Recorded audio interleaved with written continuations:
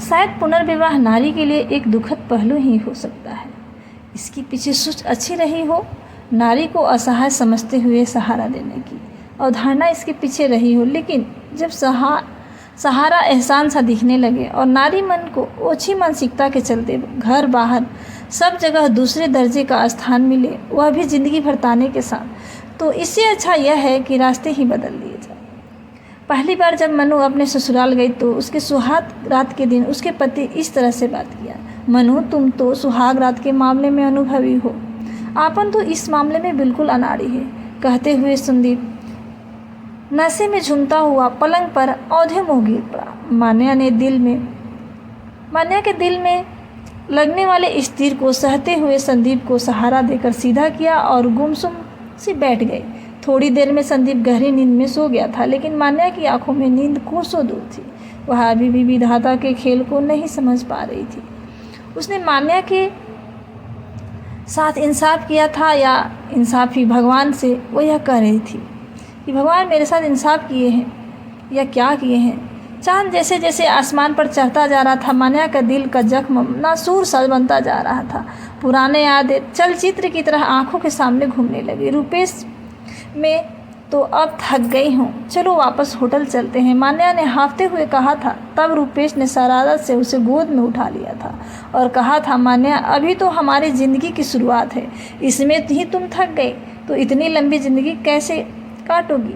मान्या ने फिर बच्चों की तरह मचलते हुए कहा था, रुपेश तुम भी थक गए हो, थक जाओगे, बस बहुत हो गया, कल फिर आएंगे, अभी होटल वापस चलो। रुपेश ने मान्या का सिर अपने कंधे पर रख कर असहाय सहारा दिया और दोनों गुमसुम से होटल में लौट गए। थोड़ी दूर चलने पर मान्या ने फिर कहा, रुपेश मैं खुद को दुनिया की सबसे भाग्यशाली पत्नी समझती हूँ जो तुम्हारे जैसा पति मुझे मिला है। इतना प्यार करने वाला, मम्मी पापा, बंगला, पैसा, तुम्हारा इतना बड़ा कारोबार, क्या ये सब कुछ मुझे सहज ही नहीं मिल गया तुमसे शादी करके। और मैं क्या कम किस्मत वाला हूँ जो तुम्हारी जैसी सुंदर सुशील पढ़ी लिखी लड़की मुझे मुफ्त में मिल गई। दोनों के हंसते का सम्मिलित आवाज़ घाटी में दूर तक फैल गई।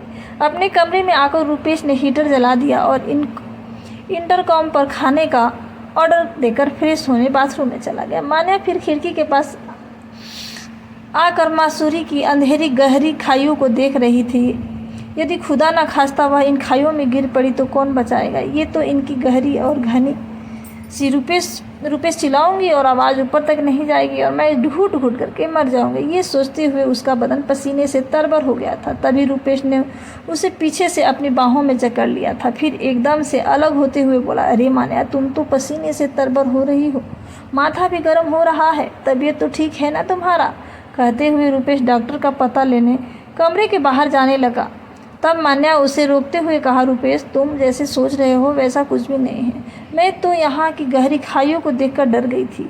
तब रुपेश ने हंसते हुए कहा था, मान्या अब मैं तुम्हारे साथ हूँ, डर की बात मन में से निकाल दो और फिर मैं यही रहूँगा, तुम हमेशा हंसती मुस्कुराती रहो, यही मेरी तमन्ना है।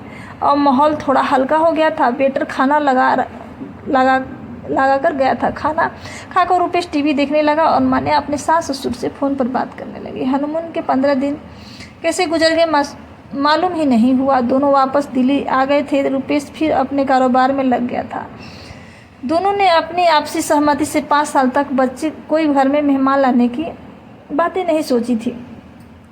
1-2 बार जब मान्या की सास ने इस बारे में बात की तो मान्या कुटिल हंसी के समझ गई, अब इसका पुराना ज़माना नहीं रहा। इधर शादी हुई और उधर बच्चे की लाइन लगी शुरू हो जाए। चांद अब उतर आ गया था, लेकिन मान्या की पथराई सी निगाह बंद कमरे की दीवारों पर कुछ पढ़ने की कोशिश कर रही थी। जीवन कितना क्षणभंगुर है, इसका एहसास उसे तब हुआ जब लंदन से वापस आने वाले फ्लाइट में क्रैश हो जाने से रुपेश उससे बिछड़ गया था। सब कुछ जैसे रुपेश के साथ चला गया।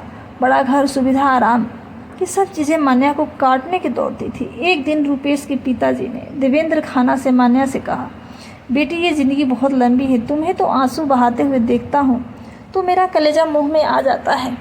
मैं चाहता हूँ कि तुम्हारी शादी करके हम दूसरे जीवन को फिर से खुशियों से भर दें। लेकिन मान्या इस स्थिति को स्वीकार करने के लिए दिल से तैयार नहीं थी। वह चाहती थी कि रुपेश की याद के सहारे पूरी ज़िंदगी काट ले। एक दिन सुबह सुबह मान्या अपने ससुर के लिए चाय लेकर जा रही थी कि कमरे से आती हुई आवाज़ उसके पांव दरवाजे के बाहर थम गए। कंपनी के वकील कह रहे थे कि खन्ना साहब कानूनी तौर पर आपकी पुत्र वधू इस कारोबार की संपत्ति की हकदार है। यदि आप चाहते हैं कि आपके लड़के के नहीं रहने पर मान्या कानूनी तौर पर संपत्ति और कारोबार की हकदार नहीं रहे तो मान्या की शादी कर दे। इस पर खन्ना साहब बोले, वकील साहब, मैं भी यही चाहता हूँ कि मान्या की शादी कर दूँ। इससे समाज में मेरा नाम भी रहेगा और मैं अपनी पुत्र वधू की समान समझते हुए उसका घर बिना किन्हीं ग्रहों के बसाया। फिर दोनों की ओर से हंसने की आवाज़ बाहर आई। खन्ना साहब अब रोज़ मान्या को अतीत की याद दिलाकर भविष्य सुधारने के लिए उस्काते। इधर मान्या की सास सब कुछ समझते हुए मान्या को ताने देते हुए कहती, अरे 3 साल में एक बच्चे को भी इस घर में नहीं लाई, इसी के सहारे ये बुढ़ापा हंसते खेलते गुजर जाता। कैसी मासूम मनहूस लड़की है। मैंने रुपेश की शादी की थी। रुपेश के जाने के साथ ही रुपेश के माता पिता व्यवहार मान्या के बेगान सा हो गया था। और फिर कंपनी मान्या ने एक दिन अपने मायके जाकर वहीं रहने का अनुरोध किया सास ससुर से, लेकिन वह इसके लिए तैयार नहीं हुए। आखिर सब तरफ से हार मारकर मान्या खन्ना साहब की अपनी दूसरी शादी की सहमति दे दी। 1 साल शादी समारोह में मान्या की शादी संदीप के साथ हो गई। सुबह की लाली आसमान पर छाने लगी थी। मान्या की पूरी रात जागते हुए बीती। संदीप ने करवट बदलते हुए फिर कहा, मनु, तुमने तो पूरी रात ही बेकार कर दी। अरे थोड़ी देर के लिए मुझे रुपेश ही समझ लेती। मैं आपके लिए चाय लेकर आती हूँ, कहते हुए मान्या कमरे से बाहर निकल गई। मान्या अभी किचन में बाहर चाय के लिए पानी गैस पर चढ़ाया ही था कि उसे संदीप की माँ की आवाज़ सुनाई दी। अरे उस घर भले ही तू कुछ भी करती हो, उससे मुझे मतलब नहीं, लेकिन इस घर में तुझे नहा धोकर ही किचन में आना होगा। बिना किसी प्रतिवाद के मान्या इनकी बात मान ली। संदीप तैयार होकर ऑफिस चला गया। दोपहर को उसकी कुछ सहेलियां मिलने आई। तुली ने मान्या से कहा, मान्या कुछ भी कह, तू किस्मत वाली है। पहले रुपेश था, अब संदीप। सच में हम तो एक ही में बंधे हैं। मान्या ने महसूस किया कि वह जहाँ से गुजरती है लोगों की अजीब सी निगाहों का सामना करना पड़ता है। उससे एहसास होने लगा कि पुनर्विवाह एक दुधारी तलवार की तरह है। लोग इसका एक पहलू देखते हैं, लेकिन दूसरा पहलू जिसे नारी भुगतती है उस तरह किसी का ध्यान नहीं जाता है। अतीत, वर्तमान और भविष्य के चक्रव्यूह में नारी फंस जाती है। एक बार रात में संदीप अपने दोस्तों के साथ बैठकर बात कर रहा था। इसके दोस्त कह रहे थे, संदीप तूने रुपेश के जूठन को क्यों स्वीकार किया? अरे तुझे तो एक से एक लड़कियां मिल जाती। तब संदीप जो नशे में हो चुका था बोला, खाना ने इस शादी के लिए 5 लाख रुपए दिए हैं। इतनी बड़ी रकम एवज है। मान्या से शादी करना क्या बुरा है? और इसी के साथ सब हंसने लगे। अब जब तक मान्या सभी पहलुओं से परिचित हो चुकी थी। समय आबाद गति से गुजर रहा था। मान्या जितनी असामान्य होने की कोशिश करती, रोज ही कुछ न कुछ कोई न कोई घटना घट जाती जिससे उसके अहम को चोट पहुंचती थी। संदीप बात बात में उसे उसकी अतीत याद दिलाता है और ताने देता रहता था। मान्या सोचती कि क्या पुनर्विवाह करने वाली हर नारी को इस तरह की दोहरी मानसिकता में रहना पड़ता है। एक दिन जब संदीप सुबह उठा तब कमरे में उसे मान्या नहीं दिखी। बिस्तर पर एक चिट्ठी रखी हुई थी जिसमें मान्या ने लिखा था, संदीप, शायद पुनर्विवाह नारी के लिए एक दुखद पहलू ही है। हो सकता है इसके पीछे सोच अच्छी रही हो, नारी को असहाय समझते हुए सहारा देने की अवधारणा इसके पीछे रही हो, लेकिन जब सहारा एहसान सा दिखने लगे और नारी मन को ओछी मानसिकता के चलते घर बाहर सब जगह दूसरों की दर्जा स्थान मिले, वह भी जिंदगी भटाने के साथ, इससे अच्छा है कि यह रास्ता ही बदल दिया जाए। मैं ही तुम्हारी ज़िंदगी से हट जाऊं, इसलिए मैं अपने मायके जा रही हूं। तुम अपनी खुशी के लिए सुविधा के अनुसार तलाक के कागजात भेज देना। मैं दस्तावेज पर साइन कर दूंगी। मान्या की चिट्ठी पढ़कर संदीप एक बार तो सोच ही नहीं पा रहा था कि क्या होगा। साथ ही उसे मान्या की अंतः पीड़ा का भी एहसास हुआ जिसे उसने समझा ही नहीं था। पुनर्विवाह पुरुष के लिए भले ही सहज होता हो, परंतु नारी के लिए उतना ही कष्टप्रद हो सकता है जब उसे उसका पति ही परिक्षेप में न ले।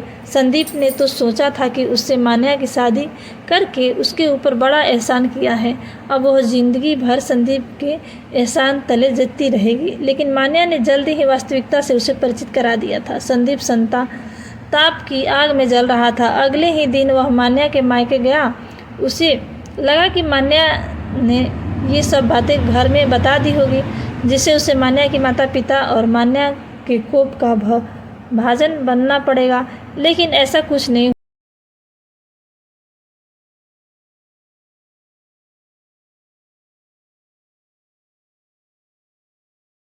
मान्या ने सहज ही संदीप से पूछा, अब क्या करने आए हो?